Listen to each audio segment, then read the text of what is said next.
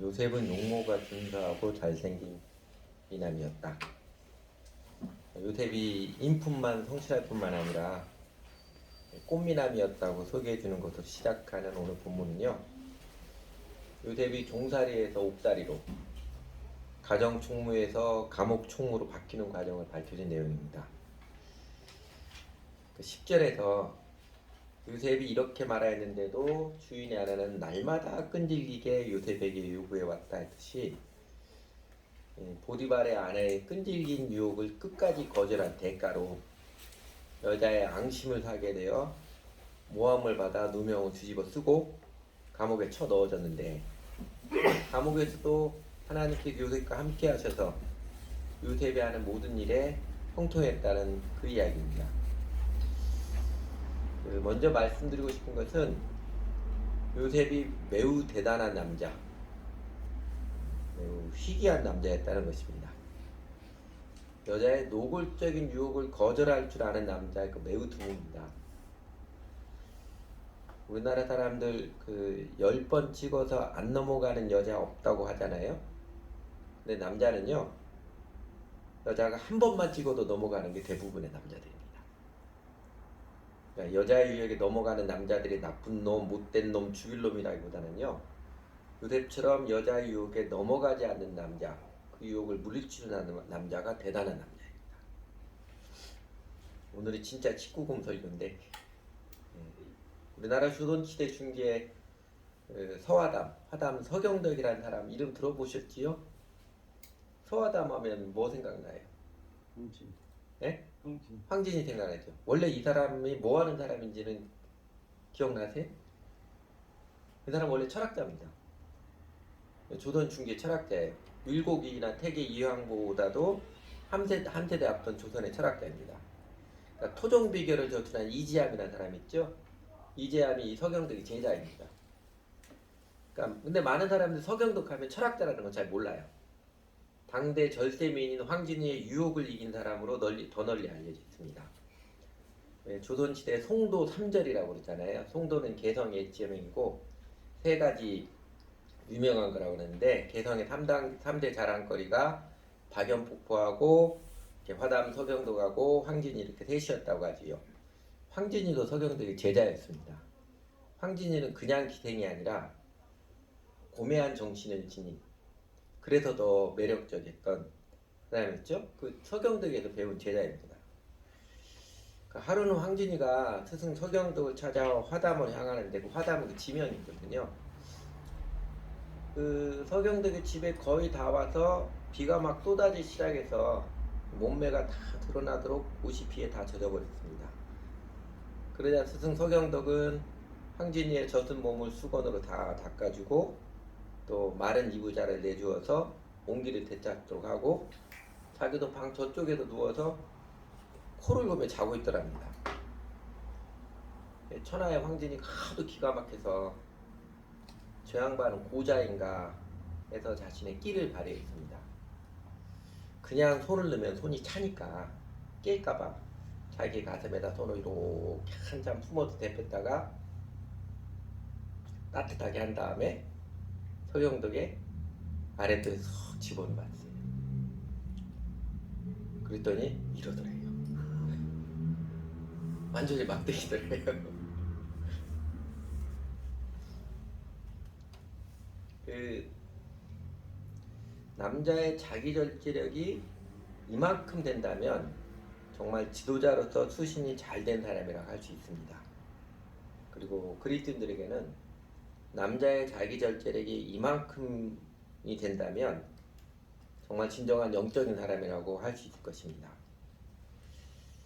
그 황진이가 그 경우 통해서 그 다음에 서경덕을 찾아갈 때 송도에 세 가지 꺾이지 않는 게 있습니다. 그 송도 3절을 그렇게도 말합니다. 알아맞혀 보십시오. 서경덕이 대답을 못했지요. 박연폭포 물이 끊어지지 않는 게 1절이고, 그 다음에 서경덕 우리 스승님이 2절이고, 여자 앞에서 또 끄떡 가는 게 2절이고, 3절은 자기 자신입니다. 어떤 남자의 권력과 힘에도 꺾이지 않는, 그렇게 이야기했다고 하지요. 여러분 한 번만 찍어도 넘어가는 게 대부분의 남자들이라고 해서 성적 절제를 못하는 남자들에게 면죄부를 줘야 한다, 그 이야기는 아닙니다. 성적 유혹을 이겨내는 것은 남자들 인간 의지만으로는 매우 힘든 일입니다. 생리적으로 그렇게 되어 있어요. 테스테론이라고 그러죠, 의학적으로. 이게 남성 호르몬이 남자가 여자보다 100배나 많이 나옵니다. 이게 30대 때 최절정이었다가 70대가 되면 반절로 줄어드는데 70대 넘어도 아예 없어지는 게 아니에요. 그래도 70대도 여자보다는 50배가 더 많습니다. 그래서 이걸 인간 의지만으로는 매우 힘든 일입니다. 황진이에게 그랬던 서경석도요, 사실 아내도 있었고 첩도 있고 했었습니다. 근데 요셉의 유혹으로부터 승리는요, 이건 거의 사람이 아니문이다, 이 수준이잖아요. 그 비결은 여기에 있습니다. 9절에 그런데 내가 어찌 이런 나쁜 일을 저질러서 하나님을 거역하는 죄를 지을 수 있겠습니까?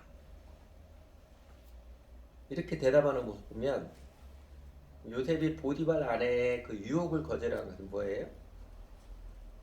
하나님을 의식하고 하나님을 경외하는 그 신앙의 힘입니다. 그 요셉은 참 대단한 신앙이었음에 다들 고개를 끄덕이는데, 거의 뭐 무섭도록 대단한 신앙에도 고개를 끄덕이는데, 그런데 이상한 것은 요셉을 인도하시는 하나님의 모습입니다. 그러니까 보디발의 집에서 종살이, 가정총무로서 성실과 정직으로 훌륭한 성품으로 하나님에서 정말 잘 살고 있었는데, 느닷없이 왜 모함을 당하고 누명을 뒤집어서서 설상가상으로 감옥에 쳐 넣어지나요? 하나님 앞에 정말 경건하게 잘 살고 있으면 상을 주시고 은총을 많이 베풀어 주셔야지. 그게 맞잖아요. 왜 위험달콤한 유혹이 밀려오고, 그리고 그 유혹도 물리쳤는데, 그러면 더 큰 상을 내려주셔야지. 생각지도 못했던 기가 막히고 원통한 일, 억울하게 짝이 없는 모함을 받고 누명을 뒤집어서는 더 절망적인 상황, 감옥에 쳐 넣어버립니다. 그리고 더욱 이상한 것은요, 더욱 이상한 하나님 모습은 그렇게 종살이도 옵살이로 더 비참한 신분, 더 비참한 지경으로 전락시켜 놓고서는 거기에서 뭐라고 그래요? 하나님께서 함께 하시며 하나님께서 돌보시며 사랑하셨다고 하신 것입니다. 그게 이제 21절이죠. 21절에 보면 요셉이 감옥에 갇혔구나, 주님께서 그와 함께 계시면서 돌보아 주시고 그를 한결같이 사랑하셔서, 아니 하나님이 장난하시나 이런 생각이 느낌이 들기도 합니다.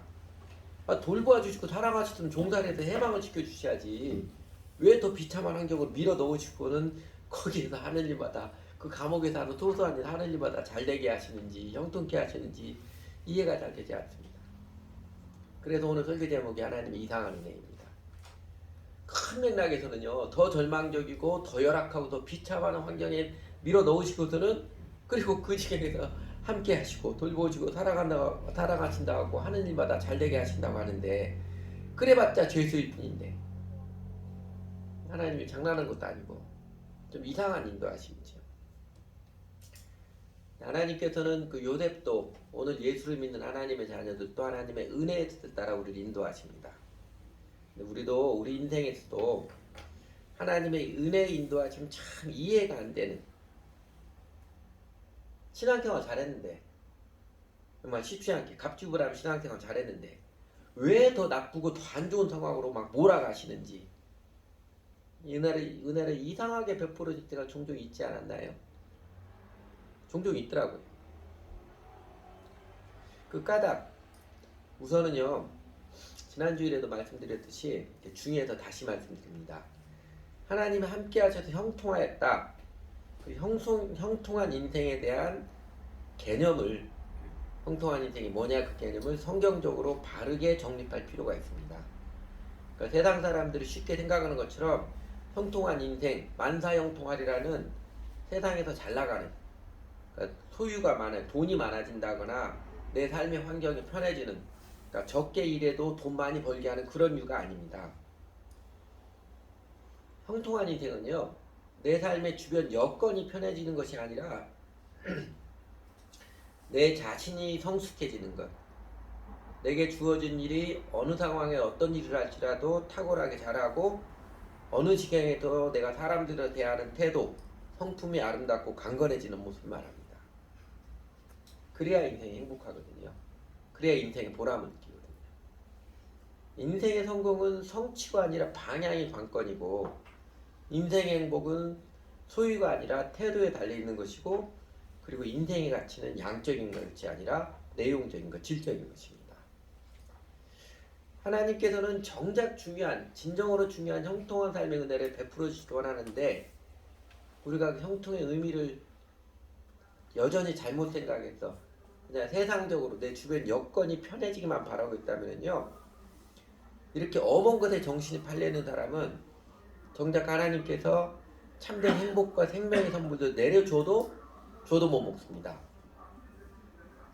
네, 그러므로 잘 나가는 인생, 뭐가 진정으로 형통한 인생이냐, 뭐가 인생을 진정으로 행복하고 가치 있게 사는 것에 대한 바른 개념을 굳건하게 세워가시기 바랍니다. 여러분, 그러면 요셉은 그 가정총무로 일하면서 종살이 하면서 그렇게 잘 믿었는데 왜 종살에서 옥살을 전락하는 그 하나님의 그 이상한 인도하심, 이상한 은혜를 받으면서 요셉이 무엇을 배우고 무엇을 터득했을까요? 하나님 관점에서 보면 하나님, 선하신 하나님이잖아요. 선하신 하나님께서는 당신을 경외하는 요셉에게 왜 설상가상으로 몰아가시는지, 왜 이상한 사랑을 베푸셔서 그러시면서 정작 요셉을 어떤 사람이 되게 하셨을까요? 이렇게 설상가상의 이상한 은혜를 통해 하나님께 내려주신 요셉에게 내려주신 것 세 가지로 추려봤습니다. 첫째는요, 하나님의 이상한 은혜를 통해서 내려주신 것. 첫째는 자신의 감정을 제어하고 마음을 다스리는 내공, 영성을 키워주셨습니다. 믿음을 강건하게 해주셨습니다. 요셉은 원래 어렸을 때 이렇게 촉새죠? 아버지께 다 일러 바치는, 안 해도 되는 말까지 다 해버리는. 왜 그래요? 그런 성향은요, 아직 어려서 기르고 하지만 자기 감정에 충실하고 마음이 약한 사람입니다. 되게 말이 많은 사람들은 마음이 약한 사람들이 많아요. 마음이 좀 독한 사람이 말이 별로 없지요. 근데 그 요셉의 혀에 재갈을 먹이시고 행동이 묵직한 사람이 되도록 하나님께 사용하신 도구가 뭐예요? 고난. 고난 뒤에 더 큰 고난. 고난의 중첩입니다. 여러분, 그 보디발의 아내가 보디발에게 저 히브리 녀석이 나를 희롱하였다 이렇게 했을 때 보디발이 어떻게 느꼈을 것 같아요? 자기 하는 말 고지고대로 다 들었을까요? 성경에 기록이 없지만 이거 다 단정할 수 없지만 사람들 경험으로 보면 보디발이 전혀 못 느끼지 않았을 거예요. 그래서 그냥 아무나 들어가는 정말 험한 감옥이 아니라 그 왕의 그 왕궁에 있는 그 뭐야 죄수들이 있는 거기다 집어넣잖아요. 그리고 또 그래서 보디발이 성경에 나와있지만 요셉을 추궁했겠지요. 네가 정말로 그랬느냐 물어봤을 것 같아요. 그런 거 전혀 없이 그러진 않았을 것 같아요. 근데 요셉이 보디발에게 추궁하는 보디발에게 제 잘못이 아닙니다. 사실은 이렇습니다. 그렇게 항의하고 변명했을까요? 하지 않았을까요? 이것도 뭐라고 이것이다 단정적으로 말할 수 없습니다. 제 추측에는 요셉이 일체 침묵했을 것 같습니다. 그 영국의 명재상 토마스 무어가 헨리 8세 모시고 살면서 헨리 8세가 그 누구야 이혼한 여자랑 결혼하려고 캐톨릭 버리고 영국 성공의 국부의 탈을 만들어 나중에 전쟁까지 하잖아요. 그래서 이게 백성들이 중에는 막 헨리 8세 손가락질하고 그러는데 백성들의 신임을 제일 받는 토마스 무어 재상이죠. 총리의 좀 지지를 받고 싶은데 토마스 무어가 그 일에 대해서는 일체 말을 안 하는, 잘했다 못했다 가하다 불가하다 일체 말을 안 했습니다. 일체 침묵을 했습니다. 헨리 8세 왕에게뿐만 아니라 다른 사람은 일체 말하지 않았습니다. 요셉도 아마 그러지 않았을까 싶어요. 전에 형들에 의해서 구덩이에 처음 던져질 때는 아마 그때는 소리 지르고 통사정을 하고 그랬을 것 같은데, 그게 죽다 살아나고 노예로 팔려가고 종살이 살아가면서 요셉은 이제 혀에 재갈이 물린 사람, 말이 많지 않은 사람, 자기 변명 안 하는 사람이 되었을 것 같습니다. 이제는 주인집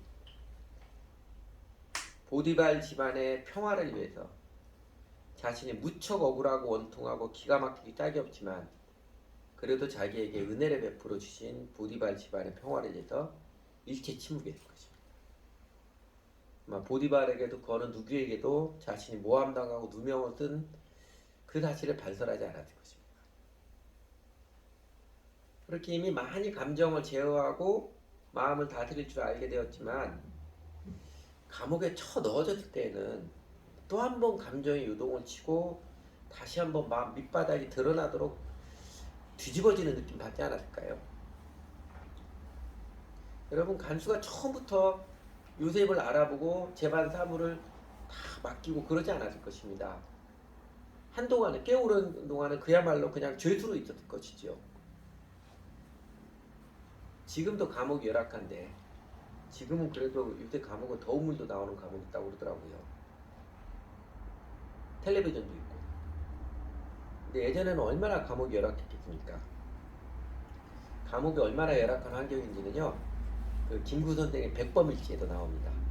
그 김구 선생님이 그, 그 명성황후 시해한 일본의 자객이라고 해서 그 때려 눕혀 죽여버리잖아요. 그래서 잡혀가지고 그 감옥에 좀 옥살이를 하거든요. 근데 100년 좀 더 됐죠. 그래도 그때는 애저 옛날보다도 좀 근대화된 그런 시대인데 감옥에 그냥 흙바닥이에요. 바닥을 정돈을 합니다.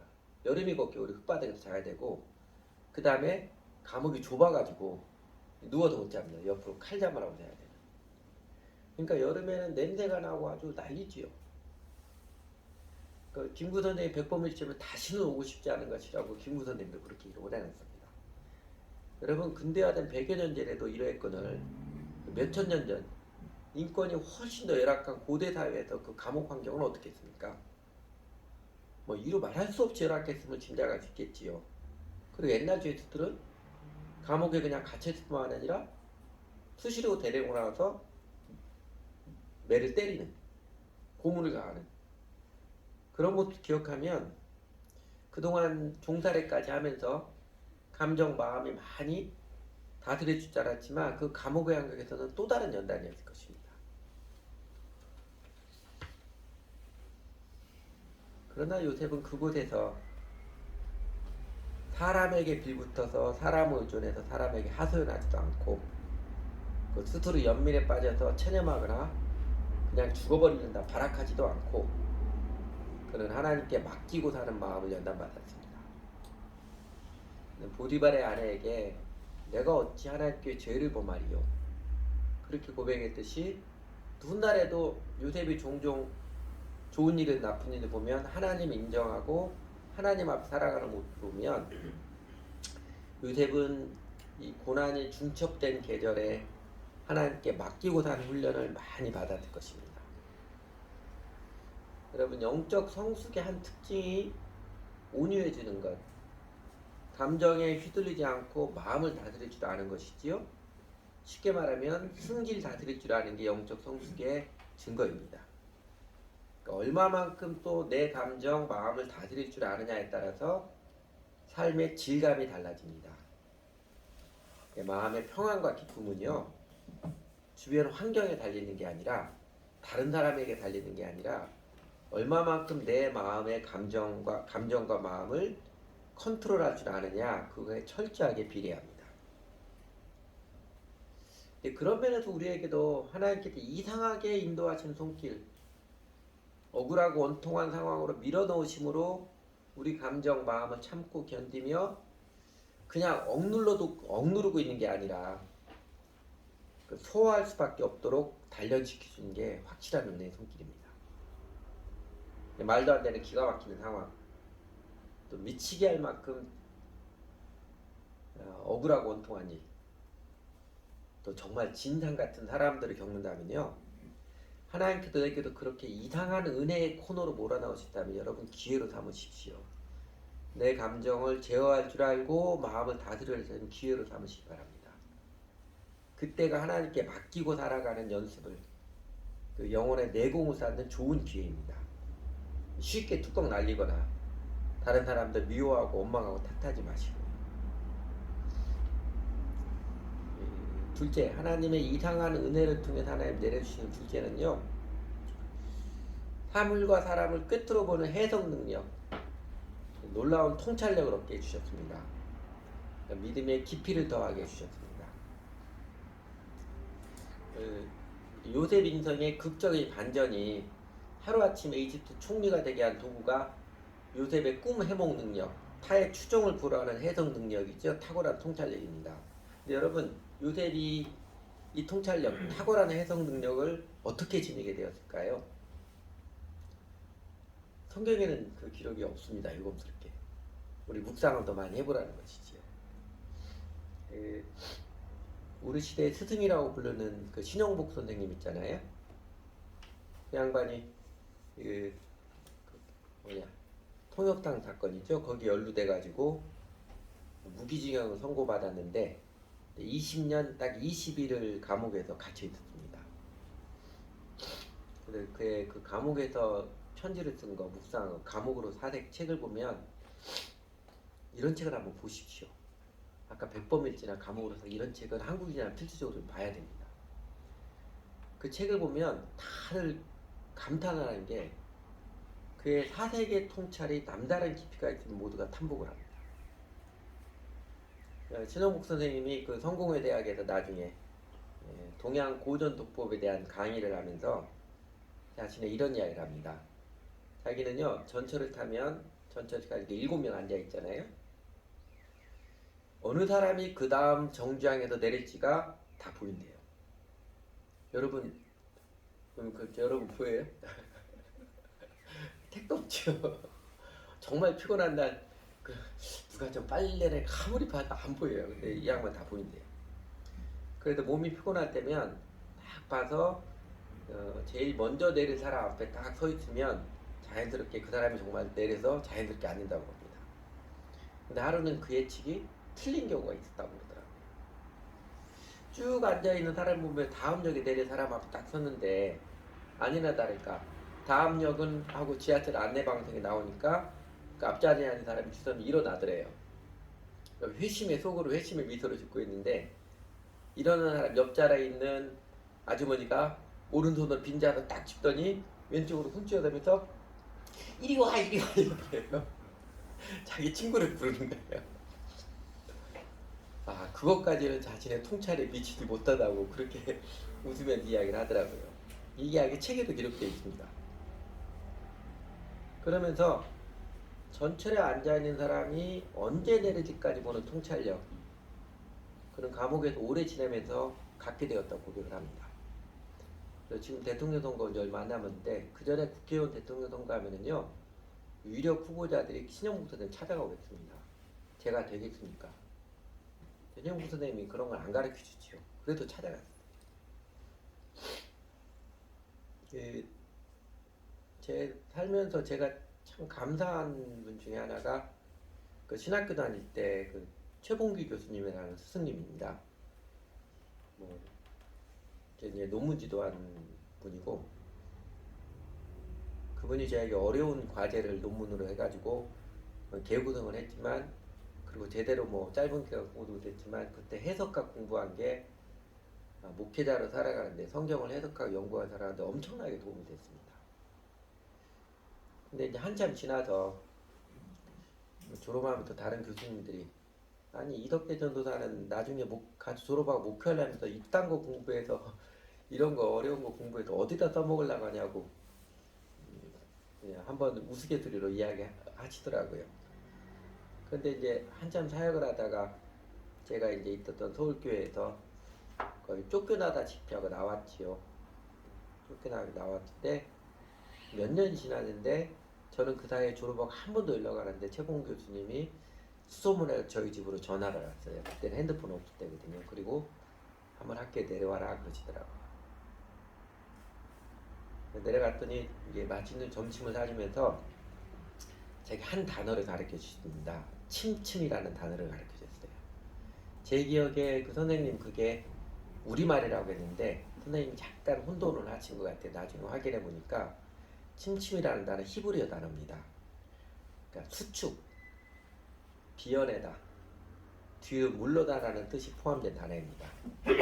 그 프랑스 철학자 중에 그 탈무드에서 그 대가로 알려진 유태인 철학자였거든요. 엠마누엘 레비나스라는 사람인데 이 사람이 그 침침이라는 단어를 의미 있게 사용해서 사람들에게 그래도 좀 알려진 단어입니다. 그렇지 않으면 거의 잘 안 아는데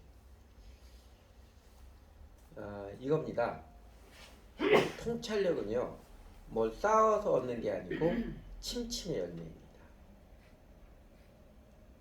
통찰력은 뭘 쌓아서 얻는 게 아니고 침침의 열매입니다. 자기를 비워서 푹 썩어서 얻어지는 것입니다. 동양의 사상가들이 명상, 수양을 통한 깨달음, 그 명상, 수양을 통한 깨달음을 중요시 여겼던 이유입니다. 여러분 이런 후대 예들을 보면 요셉의 그 탁월한 해석 능력, 놀라운 통찰의 지혜는 어디에서 배운 것일까요? 요셉의 고난의 계절, 종살이 옥살이가 가져다 준 은사일 것입니다. 종살이 옥살하면서 그의 생각이 하염없이 깊어지는 그 과정 가운데 하나님께서 베푸시는 은혜의 선물일 것입니다. 하나님께서 설상가성으로 고난을 중첩케 하는 그 침침의 은혜, 이상한 인도하심을 통해 내려주신 그 과정을 통해서만 요셉이 얻을 수 있는 은사였을 것입니다. 요셉은 하나님의 이상한 은혜의 인도하심을 겪으며 믿음의 깊이를 더하게 되었습니다. 물론 이렇게 푹 썩는다고 그 푹 썩는 기간 맨날 텔레비전만 보고 핸드폰만 보고 오락이나 하고 있고 그러면 인생 망가져요. 그때 생각이 깊어질 줄 아는 게 중요하지요. 하나님께서 우리도 푹 썩게 하시는 뜻, 잘 믿었음에도 불구하고 더 어려운 지경으로 몰아가시는 뜻, 이상한 은혜 인도하심을 내리는 뜻은요, 우리의 믿음도 깊게 하시기 위함입니다. 세 번째로 하나님께서 그 이상한 은혜를 통해서 내려주시는 선물, 사람을 대하는 태도, 사람을 다스릴 줄 아는 경영의 달인, 사람을 잘 다스릴 줄 아는 탁월한 리더십을 그에게 안겨주셨습니다. 이 설상가상의 고난을 통해서 말입니다. 요셉의 믿음을 아름답게 해주셨습니다. 오늘 창세기 39장 맨 마지막 구절들, 요셉의 감옥살이 생활의 모습을 이렇게 묘사해 주었지요. 요셉이 감옥에 갇혔으나 주님께서 그와 함께 계시면서 돌보아 주시고 그를 한결같이 사랑하셔서 간수장의 눈에 들게 하셨다. 간수장은 감옥 안에 있는 죄들을 모두 요셉에게 맡기고 감옥 안에서 일어나는 온갖 일을 요셉이 온갖 처리하게 하였다. 간수장은 요셉에게 모든 일을 맡기고 아무것도 간섭하지 않았다. 그렇게 된 것은 주님께서 요셉과 함께 계시기 때문이며 주님께서 요셉을 돌보셔서 그가 하는 일은 무엇이나 다 잘되게 해주셨기 때문이다. 아마 처음에 그 종살이 가정총무로 일하면서 몸에 익힌 성실함이죠. 그리고 일을 다스려야 할 줄은 일머리가 발달한 일의 지혜, 이런 모습들을 간수장의 눈에 띄게 하지 않았을까 싶습니다. 그러다 간수장 요셉에게 감옥 안에 죄수들 관리까지 모두 다 맡기고 감옥 안에서 일어나는 온갖 일을 요셉이 알아서 혼자 처리하게 하는 시간들을 통해서 요셉이 자연스럽게 뭐 배웠을까요? 사람들을 대하고 사람들을 관리하고 경영하는 태도의 지혜, 리더십의 예술을 배웠을 것입니다. 여러분, 감옥 안에 들어온 사람이 얼마나 마음이 상하고 분노와 슬픔이 많은 사람들이겠습니까? 이 거친 형상의 사람들을 다룬다는 것, 이거 결코 쉽지 않지요. 오늘날 대한민국에서 그 예비군 그 교육시키는 사람들 참 어려운 일이라고 그러던데, 예비군 다루는 것보다도 훨씬 더 어려웠을 것입니다. 그래도 뭐 감옥에 있는 드라마나 영화들 보면 툭하면 싸우잖아요, 이 사람들. 마음이 거칠었기 때문이거든요. 그 다윗이 사울의 칼날을 피해서 처음 피난 갔던 곳 아둘람 그랬죠.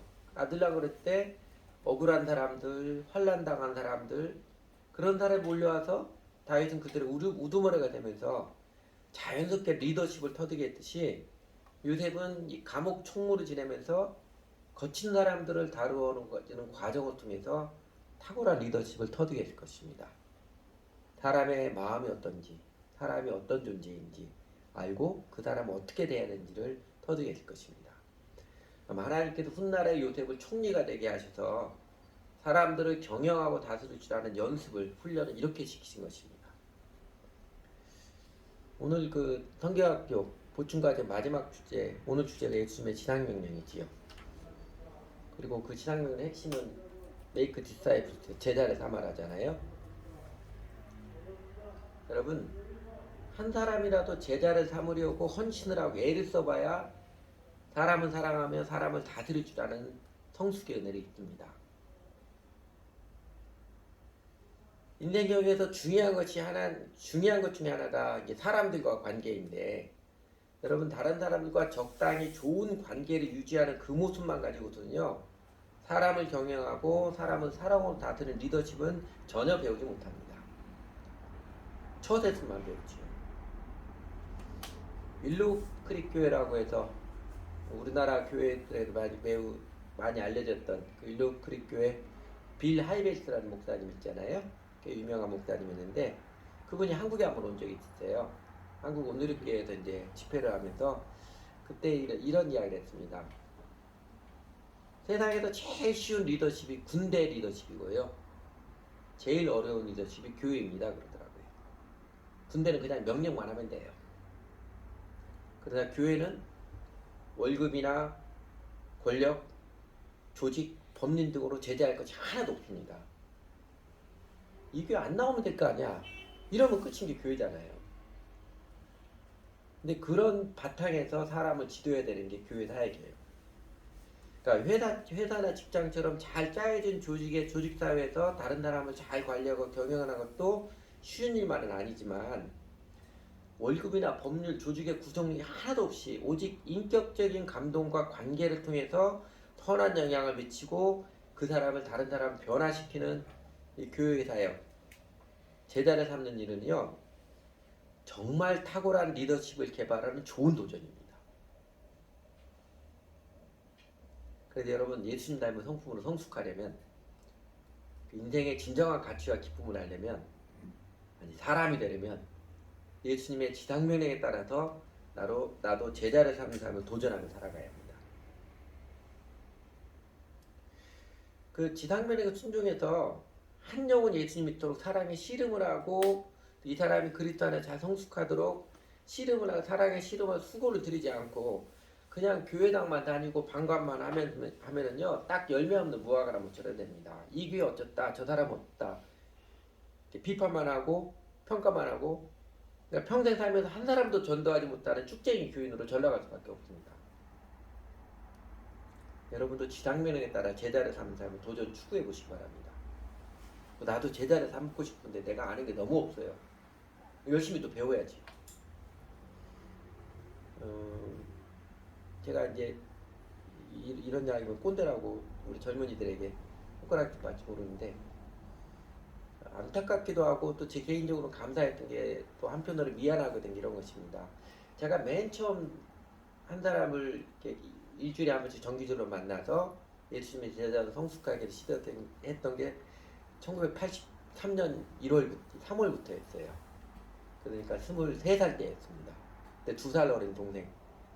그 친구 지금도 만나서 가끔 만나 점심 먹고 그 친구 이제 명절만 되면 지금도 나에게 선물을 보내주고 내가 미안해요. 그때 아무것도 모르면서 리더라고 막 이렇게 이거 해라 막 했던 모습도 미안하긴 한데 그런데 하나님께 감사했던 것은요. 그렇게 사람들을 만나고 하면서 제가 사람들에게 참 못되게도 많이 물었고 상처도 많이 더 미안하고 하지만 하나님 저를 연단시켜 주더라고요.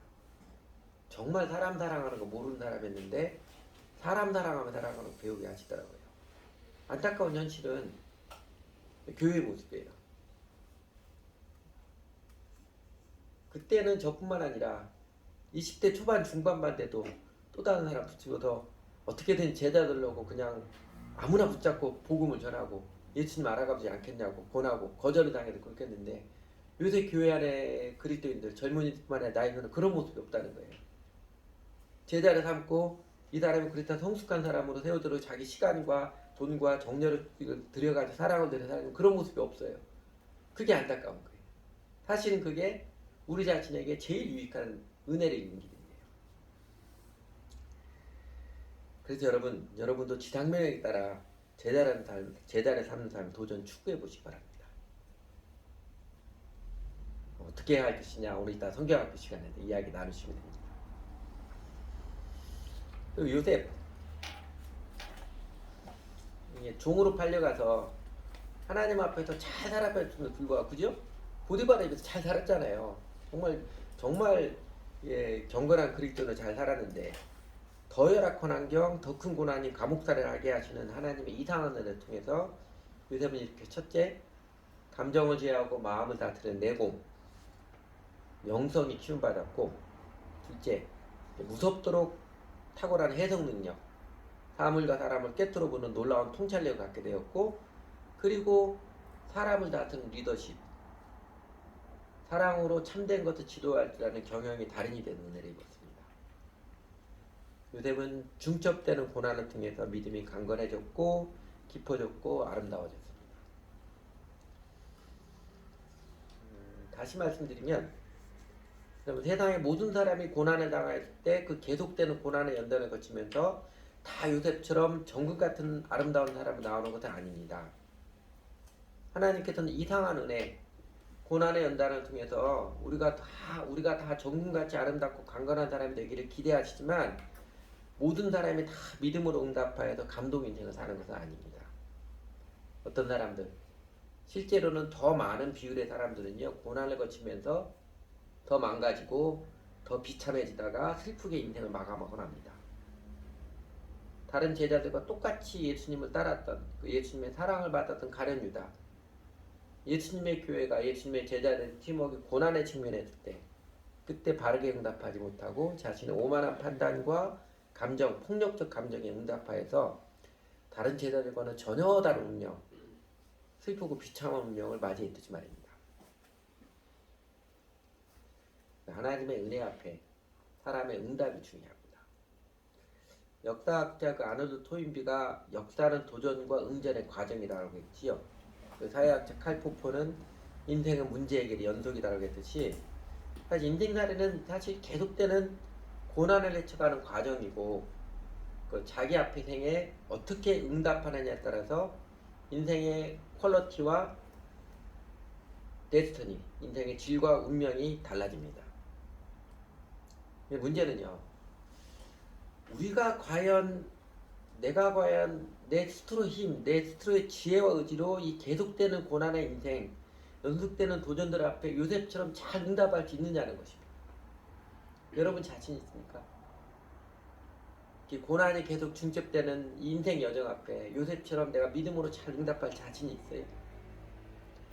앞으로 인생에서 또 어떤 어려움을 부딪혀 올지 모르는데 결국 마지막에는 죽음이 인생 길목에 딱 버티고 있을 텐데 내 스스로의 힘으로 잘 대처하고 극복해갈 자신이 있습니까? 그 잠언이 가르쳐준 인생의 지혜는 잠언이 가르쳐준 지혜 원리가 여기잖아요. 네가 스스로 지혜롭다고 여기는 사람을 보느냐? 그보다 더 미련한 자에게 얻을 것이 있느니라 그러죠. 세상에 제일 미련한 사람이 자기가 똑똑하다고 생각하는 사람이 제일 미련한 사람이고요. 제일 어린 사람은 누구겠어요? 내 힘으로 할 수 있다고 생각하는 사람이 제일 어리석은 사람입니다. 그래서 중요하게 바라볼 건 이것입니다. 성경에서 이런 요셉 이야기를 통해 기록해서 오늘 우리들에게 들려주시는 그 뜻은요. 요셉처럼 고난 가운데서도 착하게 살아라, 잘 이기며 살아라, 자기 개발의 메시지, 그 인간의 행위 완벽을 촉구하는 그 윤리적 메시지가 아니에요. 이게 성경의 메시지가 아닙니다. 그럼 뭐예요? 이런 겁니다. 아브라함, 이삭, 야곱, 요셉, 이 사람이 어떤 사람들이에요? 하나님을 하나님으로 모시고 살아가 믿음의 계승자들이지요. 하나님과 관계를 확실히 설정한 믿음의 계승자들입니다. 요셉이 열악한 인생 환경을 스스로 잘 대처해서 강건하고 아름다운 사람이 되고 마침내 인생 대박을 터뜨렸다는 입지전적인 이야기가 성경의 메시지가 아니고요. 하나님께서 이 믿음의 사람들, 하나님을 확실하게 모신 사람들, 믿음의 계승자들 삶을 하나님께서 친히 인도하셔서 하나님의 뜻을 하나님께서 이루어가셨다. 이게 증거해 주는 게 성경의 믿음입니다. 복음의 핵심 사상이잖아요. 인간의 행위로 달성하는 게 아니라 하나님의 은혜로 인도해 주시고 구원해 주신다는 그 메시지 말입니다. 하나님께서 하나님을 믿는 사람 요셉을 이끄셔서 거듭되는 고난의 과정을 거치게 하면서 하나님께서 요셉을 감정을 제어하고 마음을 다스릴 줄 아는 강건하고 넓은 심령의 사람이 되게 하셨고, 하나님께 요셉을 푸석게 하시는 침침의 과정을 통해서 탁월한 해석 능력, 통찰력에 깊이를 더하여 주셨고, 그리고 하나님께서 가정 총무를 거쳐서 감옥 총무, 감옥에 거친 사람들을 관리하고 그들과 부대끼면서 섬기는 과정을 통해서 그를 탁월한 리더십의 사람, 경영의 달인으로 하나님께서 성숙해 주신 것입니다. 그러면 뭐가 제일 중요하겠습니까? 그 제일 중요한 것은요, 요셉처럼 우리가 과연 하나님의 약속을 계승한 믿음의 자녀가 되는 것, 이게 중요한 것입니다. 내가 하나님과 무관하게 그냥 내 마음대로 살아가는 사람이 아니라 하나님을 하나님으로 확실하게 모시고 관계를 맺고 믿음으로 살아가는 믿음의 자녀, 하나님의 자녀이니까 이게 중요한 것입니다. 그러니까 내가 성취하고 달성하는 게 아니라 하나님께서 이끌어주셔 성숙해 주시는 은혜인지라 하나님과 관계를 확실히 맺고 하나님 손길에 응답하며 살아가는 믿음의 자손이 되는 게 하나님의 이상한 인도하심의 과정일지라도 마침내는 놀라운 은총을 얻는 그 비결입니다. 성경에 자세하게 묘사되어 있지 않지만, 그러나 오늘 본문에서도 요셉이 보디발의 아내의 유혹을 거절하면서 내가 어찌 하나님 앞에 죄를 범하겠습니까? 그럴 수는 없습니다. 이 고백하듯이 요셉은 하나님과 관계가 명확하고 반듯한 사람이었습니다. 여러분, 사실 감정, 마음을 다스리는 것, 이거 돈 하나 들지 않고 할 수 있는 것이기도 하잖아요. 그지요?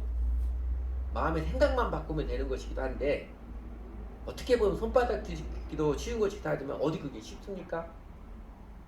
승질 다스리는 것, 돈을 안 들이고도 할 수 있는데 그게 쉽게 되던가요? 내가 아무리 결심하고 그래 깨어있다고 해도 안 되잖아요.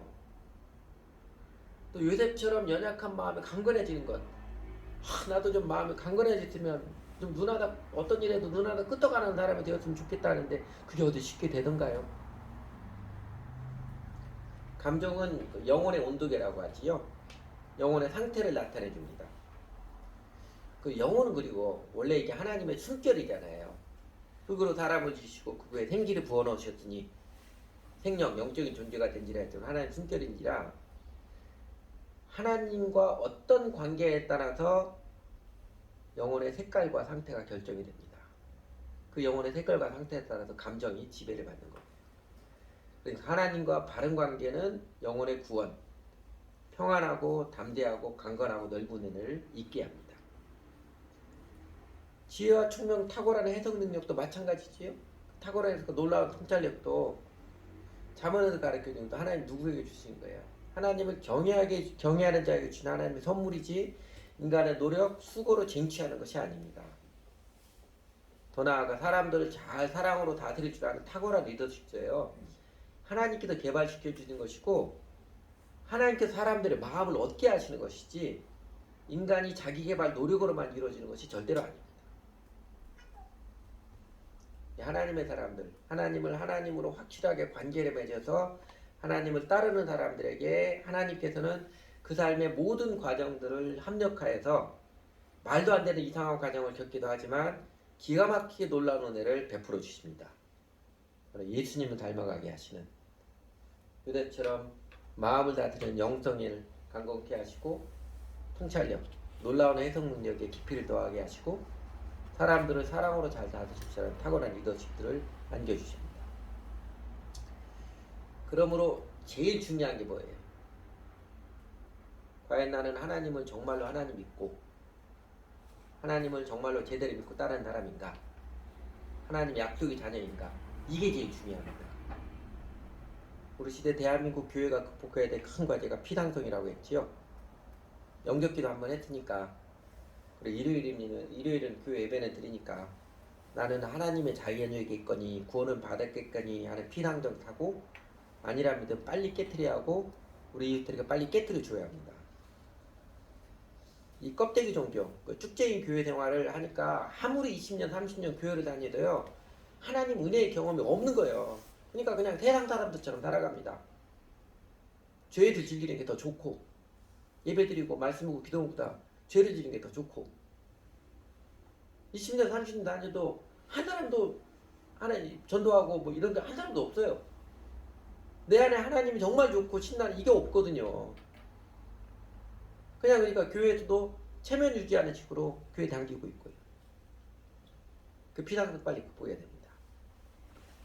나의 멍에를 베고 내게 배우라 예수님이 초청하셨듯이 예수님을 나의 주님으로 모시는 확실한 관계를 맺고 주 예수님을 따르는 마음의 정성과 시간과 재물의 우선순위를 확실히 들이며 예수님을 배우며 따르는 인생을 들어가는 사람이 하나님을 정말로 믿는 사람입니다. 그리고 하나님께서 그 사람을 요셉처럼 삶의 모든 과정들을 이끌으셔서 아름다운 사람, 하나님께 쓰임받는 사람이 되게 하십니다. 요셉 당시는 문자가 없었지요. 이삭, 야곱, 요셉, 아버지로부터 하나님 이야기를 듣고 배우며 따랐습니다. 구전을 통해 하나님을 배웠고, 그리고 삶의 이런저런 현실에 부딪히면서 믿음을 구사하면서 요셉은 하나님 앞에서 살아가는 믿음이 강건해지고 깊어지고 아름다워졌고, 그리고 이상하게 꼬이는 인생길을 걸어가지만 그러나 놀라운 하나님 은혜를 누렸습니다. 사실 오늘 우리들에게는 이제 설교, 목사의 설교도 있고 성도들 간의 교제를 통해서 이야기로 듣는 것뿐만이 아니라 눈으로 보고 공부하며 확인하는 더 좋은 방법들, 문자로 된 성경도 있잖아요. 사실은 예수님 배우고 따르게 더할 수 없이 좋은 시대입니다. 우리도 예수님의 멍에레면은 나의 주님으로 보시는 관계를 확실히 하고 헌신적으로 예수님을 배우고 따르는 날들을 지내는 동안 하나님께서 요셉에게 내려주던 영적 성숙의 은혜, 내공의 은혜 자연스럽고 확실하게 우리에게 내려주십니다. 그러므로 우리 주 예수님을 바르게 믿고 예수님께 내 인생과 영혼을 온전히 의탁하고 마음의 정성과 시간과 재물의 우선을 확실하게 들여서 정말로 주 예수님을 따르며 살아가십시오. 그냥 면피하듯이 교회 생활해야 아무런 소용없습니다. 예수님께 인생을 헌신하고 정말로 예수님을 따라야 살아계신 하나님을 경험하고 나의 삶도 이상하게 꼬이는 과정 겪는다 해서 결국은 하나님께서 내 영혼을 강건케 하시고 생명환희가 넘쳐나게 하시고 세상을 이기며 살아가는 능력을 주시고 이제는 주변이 뭐라고 해도 주변 사람의 환경이 뭐라고 해도 기뻐하며 살아가고 감사하며 살아가며 뚜렷하게 의미 있는 삶을 살아갈 수 있는 생명의 능력을 입습니다. 그러므로 우리 주 예수님을 바르게 믿고 예수님께 내 인생과 영혼을 온전히 의탁하고 마음의 정성과 시간과 재물의 우선순위를 확실하게 들여서 여러분 주 예수님을 따르며 살아가십시오.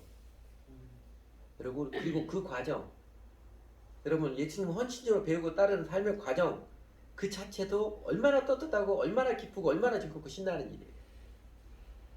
요셉이 종살이 옥살이 하면서도 하나님께서 함께 해준 손길을 누려서 형통하며 살았듯이 말입니다.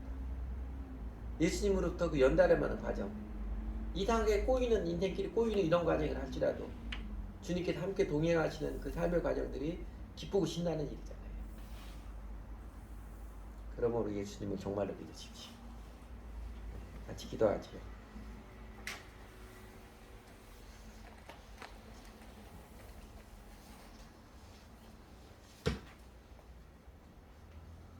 잠깐 우리 같이 기도하죠. 각자